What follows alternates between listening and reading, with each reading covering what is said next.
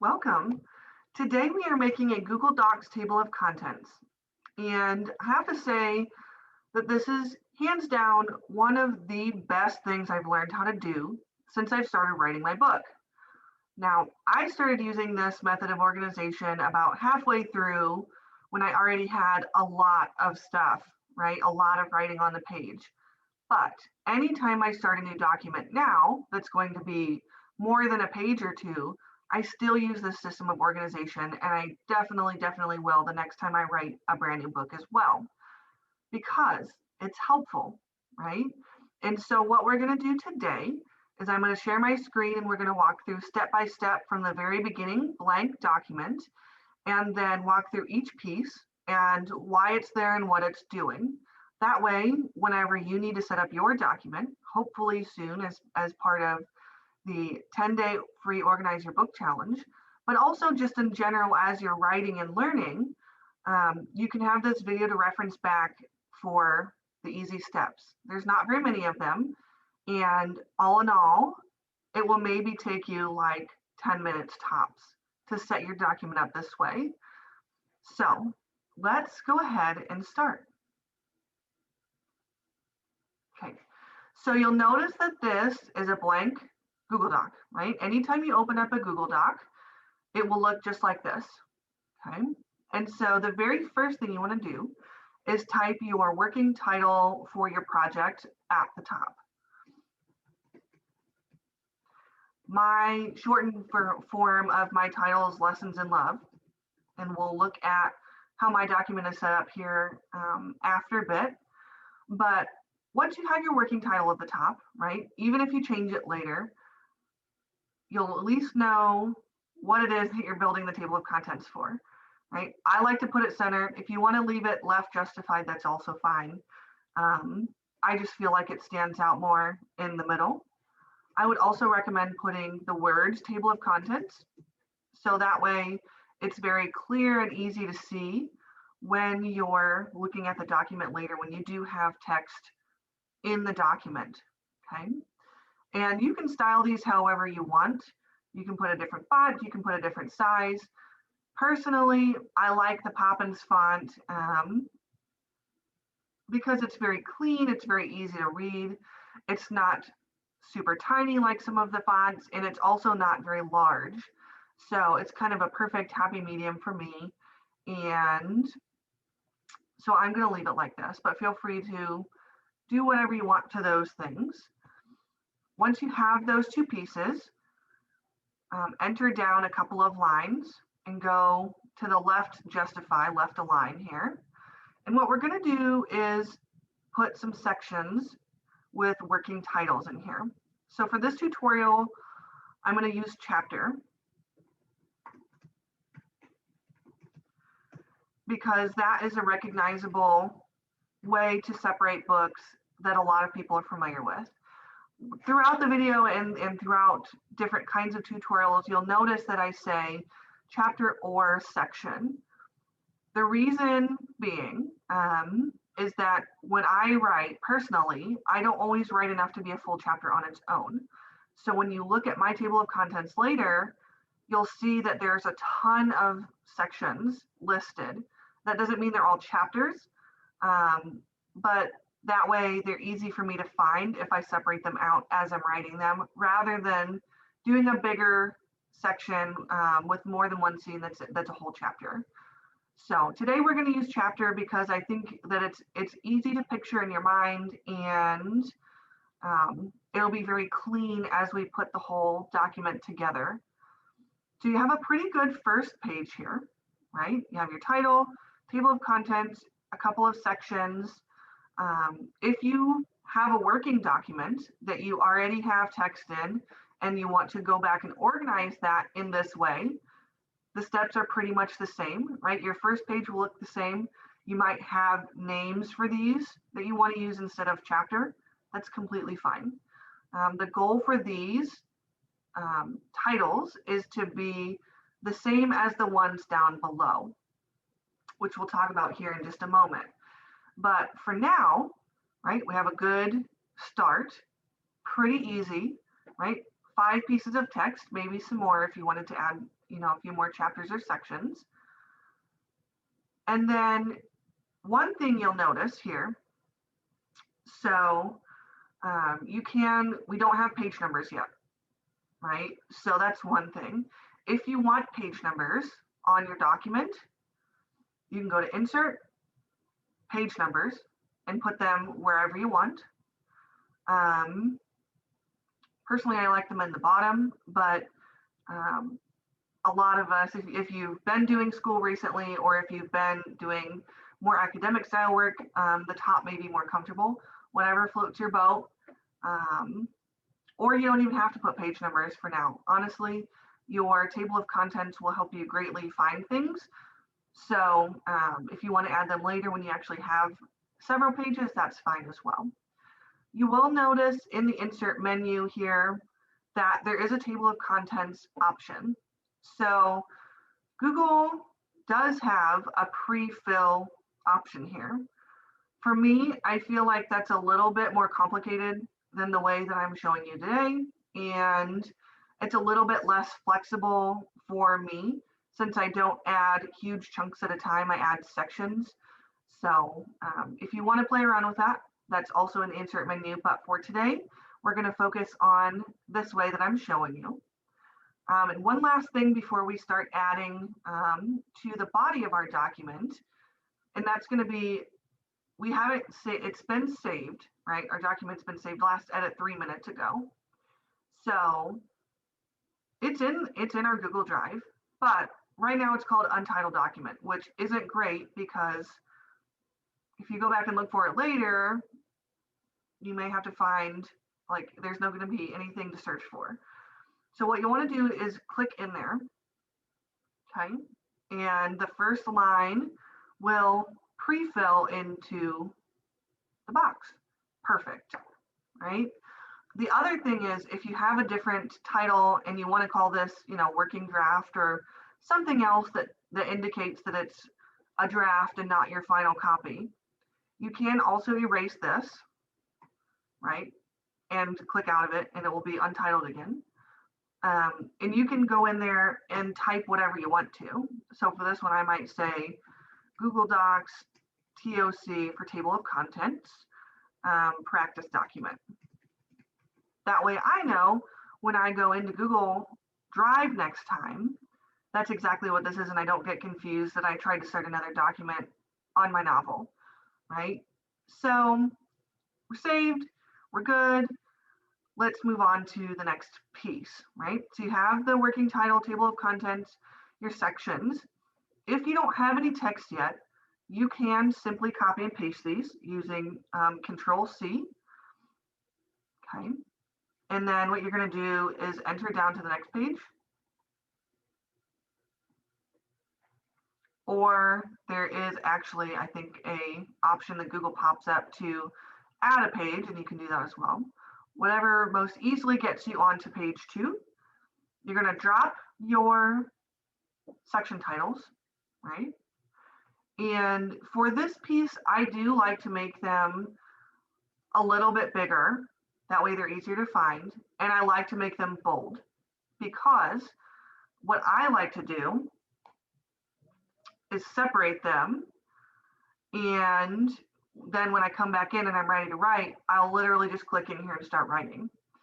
So you can leave them, since there's no text yet, you can leave them single spaced, or you can add a space like this. It's up to you and how you like to see things on the page. And so the next thing we're going to do is add bookmarks to each of these chapters. So you're just going to highlight the text. You're going to go to Insert, and you're going to select the bookmark option. So pretty simple, pretty easy. We're going to insert a bookmark for each one of these. Notice that when you add the bookmark, it gives you link and remove. So remove if you want to take the bookmark off. But link is simply the fact that these are now going to be linked to things, right? You can link to it. And so this is important.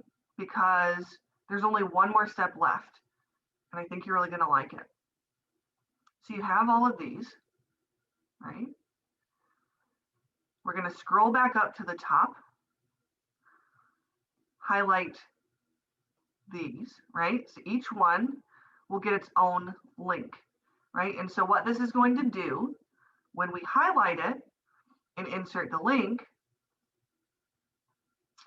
you'll notice that it gives a bunch of different options, right? It gives our chapter 1 bookmark, which is the one that we're ultimately going to select. But you link this in the same way that you link an external URL. So if you ever wanted to link a website, or maybe you published a piece of your writing somewhere else and you want it to go in your table of contents, you can drop an external link in here too.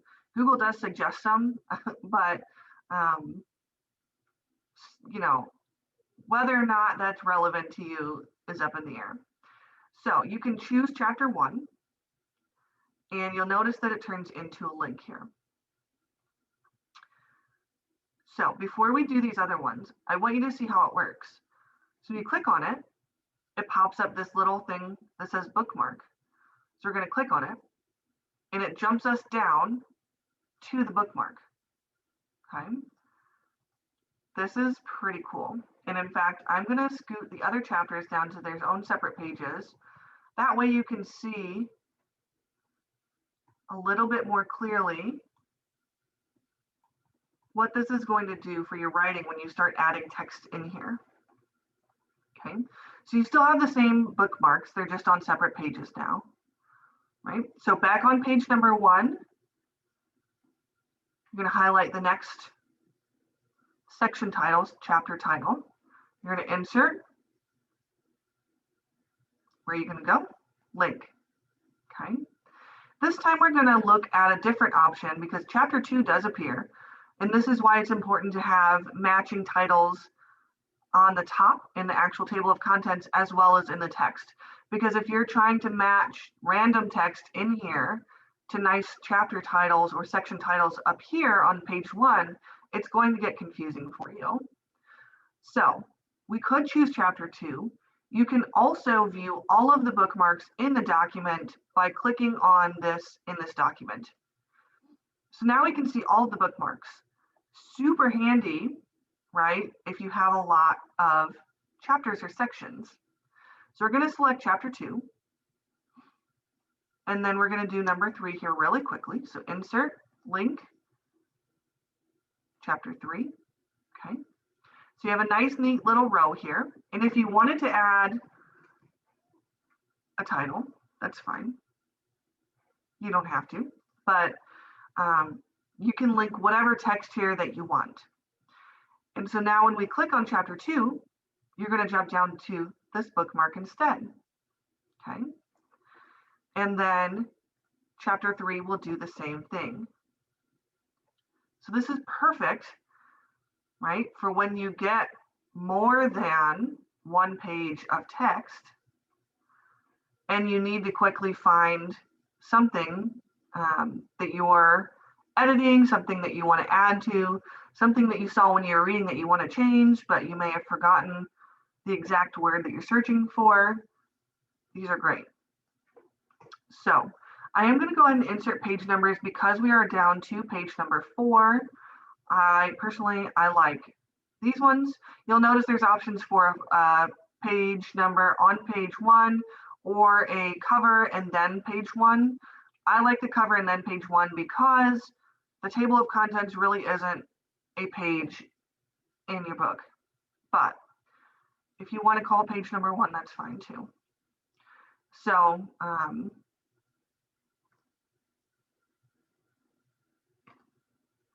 right, no page number here, but there's a nice pretty page number right here. So the last thing that I wanted to note is that you can add headings to make this even easier to navigate. And how you do that, sometimes they appear on their own. And other documents that I've done when I was doing some testing, they do appear based on how big the text is and whether or not it's bold. But I want to show you how to put them in the sidebar because sometimes that's really helpful too, especially as you get longer and longer document. So the easiest way that I found to do this is to highlight whatever text you want to be the heading and simply go where it says normal text, change it to a title, okay? And you'll notice that it appears over here. Of course, you can add and delete these at will. Now, this is not how I want it to look, right? I'm not a fan of Arial. I don't need table of contents to be that big. So once I add the title style, I simply put it back to my normal font in whatever size. And then say I want this to be a little bit bigger, right? So now you have the start of an outline over here. And so what you can do then is you can go to each one of these. If it doesn't, sometimes it will appear. If it doesn't appear, this is how you can go and do it, right? Select title, and then you can change it back to your regular font, okay? You can go back up to your table of contents. However you want to navigate your document, there's super cool, fun ways to navigate in Google Docs. And I wanted you to kind of be aware of them. That way it's easier for you as you're writing, okay? And again, if you need to change this or add to it, you can always remove the bookmark and add a new bookmark as well. So our last one here, I'm going to change that to a title. Okay, perfect. And so you'll notice now we have an outline of the document. So you can use this when you're all the way down at the bottom. Say we're typing in, we've gotten to page 50 and you have multiple links here and you want to go back up to the table of contents or, chapter number 2.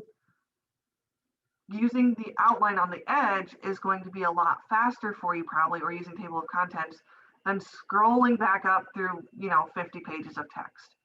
So all in the name of easiness for you as you're navigating your document.